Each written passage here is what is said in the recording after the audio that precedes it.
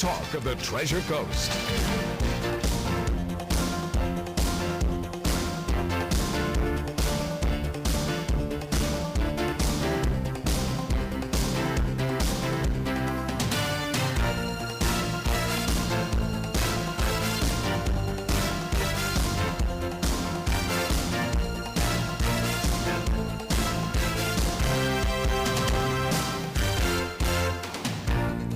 It is 10:07, 7:07 on the West Coast or Las Vegas, as the case may be with Mike King. Mike is not with us today. He's on an airplane, winging his way somewhere, and goodness knows where. But we'll see. I would imagine Charles Moskowitz is with us. Good morning, Charles. How are you? Hey, doing fine. How are you? Just dandy. Let's see. I note a slight tongue-in-cheek there. I'm pretty good. I'm just, the president is about to speak on airstrikes. Oh, sure. So, that'll give us, they say he's about to speak, which means probably by the end of the show. That's a half hour area. Yeah, 45 he's never minutes. on time. Well, come on, what president is? All the times I covered President Clinton, he was never, I don't think he was less than an hour late. But Greg, he didn't speak 3 times a week. Well, that's true. This guy. I mean, does this guy know he's not still running for office? This guy has got the all-time press conference record for presidents. There's no doubt about it. There is absolutely no doubt about it. Okay, so let's do a quick synopsis here. The market is down about 20. It was down about 50 a little earlier. The gold, which was up tremendously, is now up $4.70. Crude is up about 60 cents, and Brent is down a little. And the S&P is down less than $1 after the futures had it down about $7 this morning. Huh. Some of the notable positives here, for what reason I have absolutely no clue. Amazon, up a couple. I saw it up 3.5 or 4 before. Netflix, same thing. Up a couple, was up as much as $4 more. Charles, speaking of Netflix, they are on fire in European countries. It's like, it's exploding like Facebook did here. It's amazing how popular Netflix is going to be over there.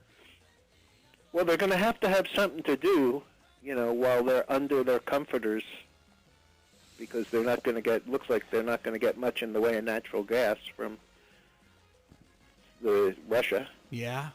That's the complaint. Apple, up 96 cents. There you go. And wasn't really down yesterday either. So now, were you one of the folks who was standing in line, sleeping in line? As a matter of fact, 2 days? Greg, I was. No. But wait. Charles? What? But not at the Apple store, and that was the key. I tried to order the new phone because there's never been an iPhone that I didn't have, and what I keep on doing is I have 3 accounts.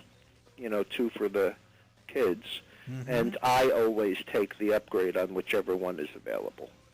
And then I pass the phones down. Interesting. And okay, yeah, I'm fair about it. That's cool. Anyway, so 2 hours after they started taking orders, I tried to go online and buy one, and the option of picking it up at the store was no longer available after 2 hours. Wow. So I got in the car and I went to the AT&T store. Yep. And I said, "What's your deal?" I said, "If I order it, when do I get it?" And they said, "Same thing. It'll be shipped. We don't know when." Yeah. And I said, "And so do you have any idea what you're going to have here?" And they said, "Not a clue." I said, "Okay." So I got up on Friday morning. I'm an early riser anyway. So I got up at 5:45, brush my teeth, get in the car, and drive 7 minutes to the AT&T store, and I'm fourth in line. And they open at 8 o'clock. Okay. The 6 Plus, which is the one that has just blown away all expectations. Yes. They had 5 of them. Cool. So the store opened at 8 o'clock. Okay. And at 20 after 8, I left the store with my phone. So I invested 2 hours and 15 minutes. And when the store opened, there were 40 people behind me. Yeah, I bet. And the Apple stores were dramatically worse. But how about 10 million sold? Yeah. In the 3-day week? They didn't. Their top projection when the iPhone first came out was 10 million. Period. Right. Would have been a home run. Yeah. And I got to say, I love the phone. And there's only one. I have only one complaint about it, and it's really kind of a foolish complaint because it really doesn't have anything to do with the phone. What, it doesn't cook breakfast for you or something? No, it doesn't fit in the cup holder in the console, Morning. which is where I usually leave it. It sounds like a familiar voice that has just checked in. Yes, good morning. This is Rachel Levine. Hey, Rachel, Hi, how Rachel. are you? Good, great. How are you guys doing this morning? Good. Now, we have to ask you an intimate question, Rachel. Okay. Charles just got his new Apple 6.5, or whatever that thing's called. Do you have one yet? I don't. I have to confess, I'm behind the times. That's all How right. far? Oh, I've got a 5. Oh, okay. So you're not walking around with a BlackBerry. No. So- I think Okay, I was good. living in a cave. No. Yeah. No, I'm living in a cave because I still have a 3G Verizon, which I'm going to upgrade to the Samsung. I'm not, Charles, what does this new Apple phone do? It's remarkably fast. Okay. And I've been spending a fair amount of time away from the office the last couple of weeks. And frankly, a lot of the things, like the texting service, for example, Yep. is not done with an app. It's done through a website. And so on the smaller screen and not as fast, putting out the texts were really difficult. And so Okay. Essentially I'm using it sort of like, it's nowhere near as big as even an iPad mini, but it is remarkably easier to use for me for work. So you're getting close to a phablet then. Kind of. Yeah. kinda. Well, and that is my entire goal, is to have something like that. But you know what else I found out while I was at the store? Because I had to take my kid, who I gave the 5 to, there to get it changed over to his number. They have this Next program at AT&T Yes. where you walk in, you pay the tax on your on the instrument, and you walk out and you pay it monthly. And if you can go a 12-month or an 18-month or a 24-month, and you own it, and you get an upgrade anytime you want. Mm-hmm. And the numbers are pretty extreme. Like, my kid was looking at an iPad with a lot of memory in it, and I think it was $31 a month. Wow. But you had to pay the tax on, $600 or $700 Right. to walk out of the store with it. And they don't charge. I don't want to sound like an AT&T commercial, but the fact is they don't even charge a finance or anything.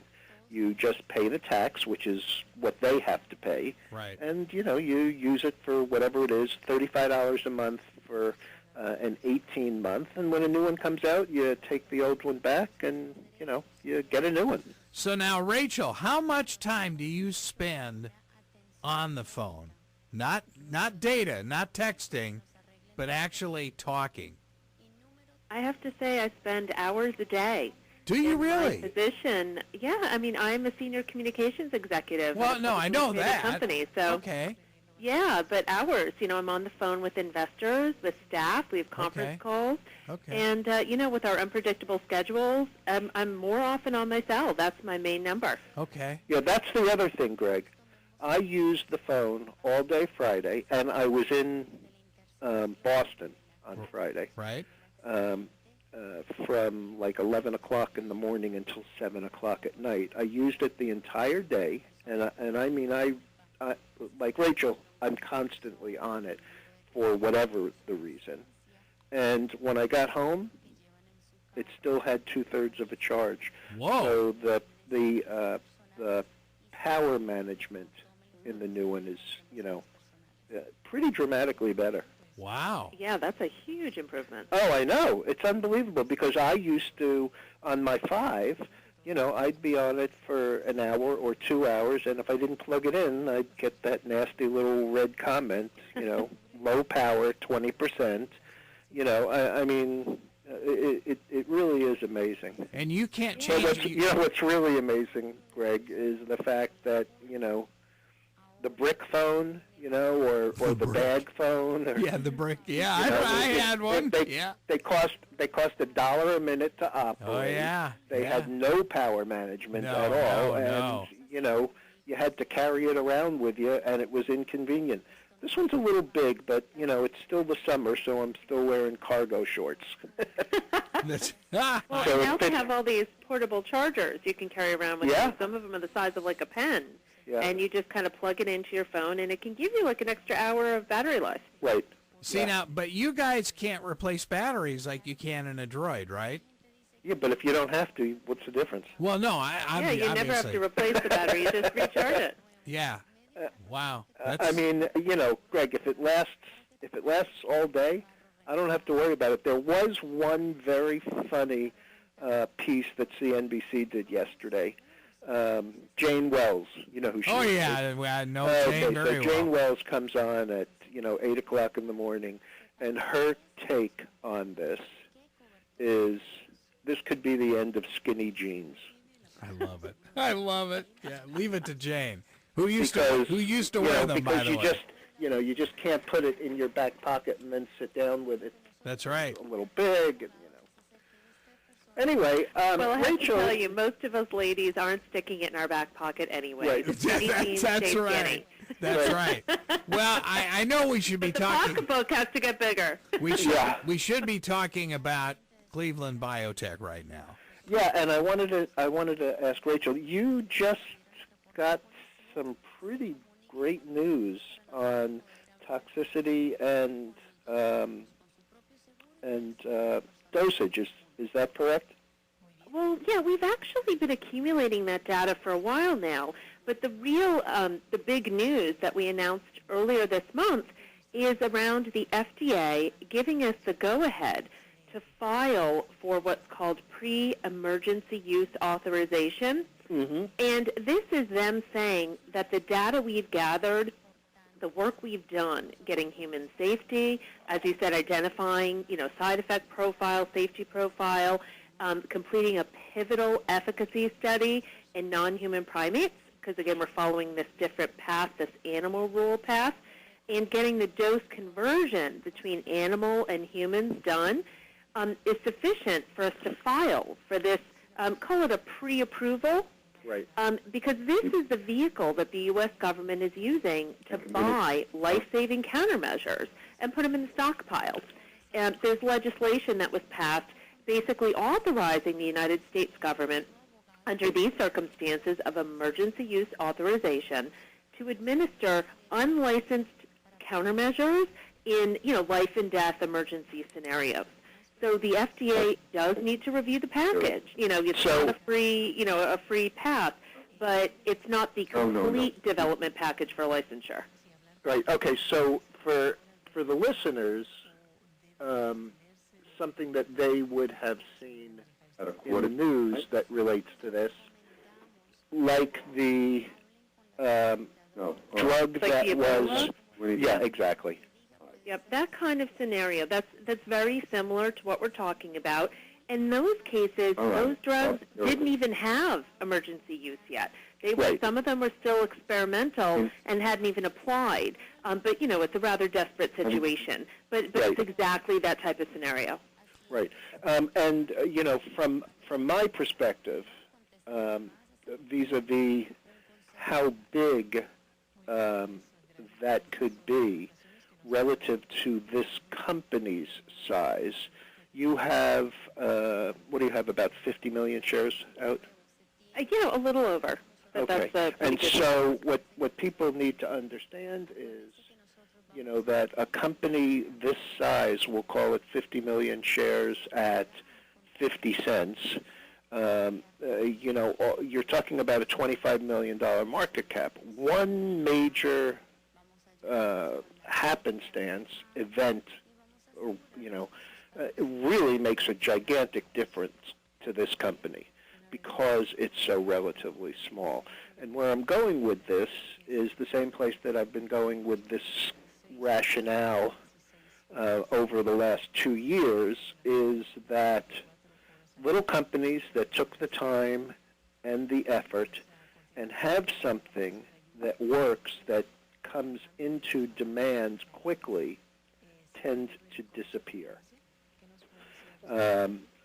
What happens is a lot of these, because of the size of the market, a lot of the bigger companies are looking at other areas to do their R&D. But when somebody like Cleveland BioLabs comes up with, a solution that gets used and gets approved or pre-approved in this case, they disappear. There's one every single day. When I turn on the TV and watch the first hour and a half of trading, the extended hours starting at 8 a.m. East Coast, there is always a biotech company that's up dramatically. There's also usually a biotech company that's down dramatically on the basis of, some failed trial or, some other issue. But the fact is, the big guys see things like this. I mean, if, this is just hypothetical, of course, but if there were an ISIS event, for example, and we had to use, or we chose to use your new drug, this company would disappear. Somebody would grab it up, and quickly, and usually with a pretty substantial premium. So I think people need to understand, while the company is not financially leveraged, it is levered to the marketplace because it only has a $25 million market cap.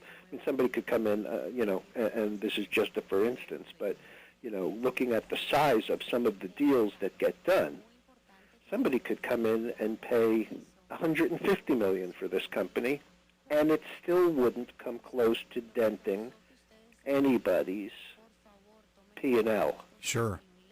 Yeah, that makes a lot of sense. Just had a note handed. And it's true that would be a very substantial premium.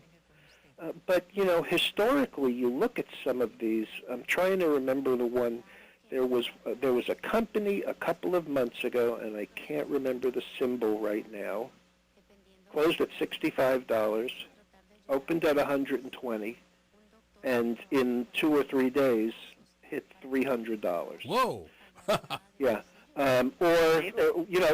Let's go back a couple of years ago when Dendreon announced approval of Provenge. The stock was single digits and went to $30. Wow.